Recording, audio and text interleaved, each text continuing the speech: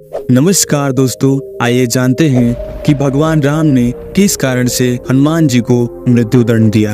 अयोध्या वापस आने के बाद भगवान राम अपने सिंहासन पर विराजमान हुए। देवर्षि नारद, ऋषि विश्वामित्र, गुरु वशिष्ठ और कई अन्य ऋषि भी उन्हें परामर्श देने के लिए दरबार में मौजूद थे। वे सभी किसी धार्मिक मुद्दे पर विचार कर रहे थे। तभी देवर्षि नारद बोले, हे विद्वानों, कृपया मुझे बताएं कि कौन अधिक शक्तिशाली है, भगवान स्वयं या उनका नाम। लंबी बहस के बाद प्रश्न अनुत्तरित रहे।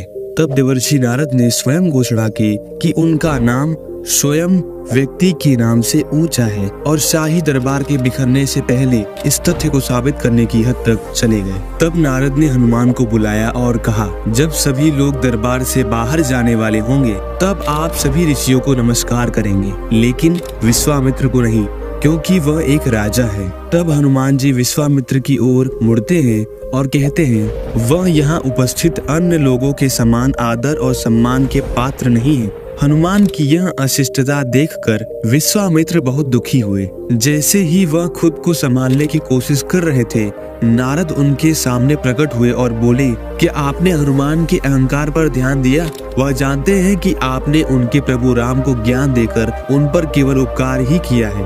आपके कारण ही वह देवी सीता से विवाह कर सके। फिर भी हनुमान ने आपकी उपेक्षा की और अन्य सभी साधु संतों को प्रणाम किया।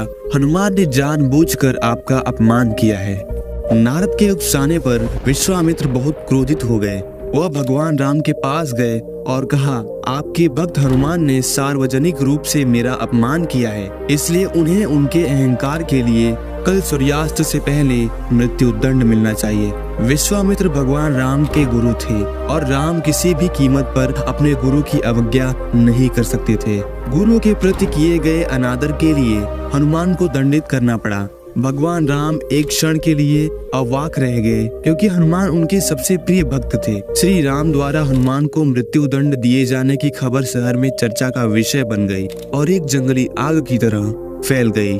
हनुमान जी को अपने दुष्कर्म पर पश्चाताप हुआ और वे देवर्षि नारद के पास गए और उनसे विश्वामित्र की क्रोध और भगवान राम के बाणों से उनकी रक्षा करने का अनुरोध किया।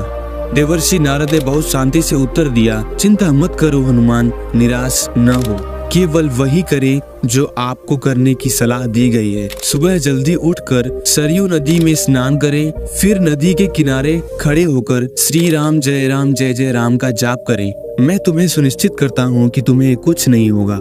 अगले दिन हनुमान जी ने वैसा ही किया जैसा नारद मुनि ने उनसे कहा था। भगवान राम आकर हनुमान से कुछ दूरी पर खड़े हो गए और दयालुता से उनकी ओर देखने लगे, लेकिन उन्हें उनकी इच्छा के विरुद्ध मर्यादा पुरुषोत्तम कहा जाता है। उन्होंने हनुमान जी पर तीर चलाना शुरू कर दिया, जो कि उनके नाम जय राम श्री राम जय जय राम के जाप में पूरी तरह तल्लीन थे। उनका कोई भी बाण हनुमान को छू नहीं सका। भगवान राम थक गए थे, लेकिन हनुमान केवल अपने प्रभु को पूर्ण समर्पण, प्रेम और भक्ति के साथ देख रहे थे। भगवान राम ने सभी शक्तिशाली हथियारों का इस्तेमाल किया जो उन्होंने पहले कभी नहीं किया था, लेकिन कुछ भी हनुमान को नुकसान नहीं पहुंचा सका। तब भगवान राम ने हनुमान जी पर अपना ब्रह्मास्त्र चलाया। हनुमान श्री राम मंत्र का जाप कर रहे और बिल्कुल भी नहीं हिले। जब देवर्षि नारद ने ब्रह्मास्त्र की परिणति देखी तो वे ऋषि विश्वामित्र के पास गए और उनसे अद्वितीय युद्ध रोकने का अनुरोध किया। नारद ने कहा, हे महान ऋषि, हनुमान आपकी कृपा के बारे में बहुत अनभिज्ञ थे, लेकिन क्या इससे आपकी महानता में कोई फर्क पड़ता है?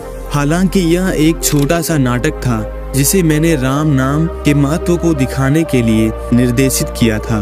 क्या आप सब सहमत हैं कि भगवान श्री राम का नाम स्वयं भगवान श्री राम से अधिक शक्तिशाली है? विश्वामित्र आश्वस्त हुए और उन्होंने श्री राम को रोकने का आदेश दिया। हनुमान आए और प्रभु राम के चरणों में झुक गए। उन्होंने महर्षि विश्वामित्र के प्रति कृतज्ञता व्यक्त की और उनसे क्षमा मांगी। विश्वामित्र ने न केवल उन्हें क्षमा किया, बल्कि यह आशीर्वाद भी दिया कि राम के प्रति उनकी भक्ति आने वाले समय में सबसे ऊंचा उदाहरण होगी। इस प्रकार राम नाम की महिमा स्थापित हुई। बोलो जय श्री राम, जय श्री हनुमान।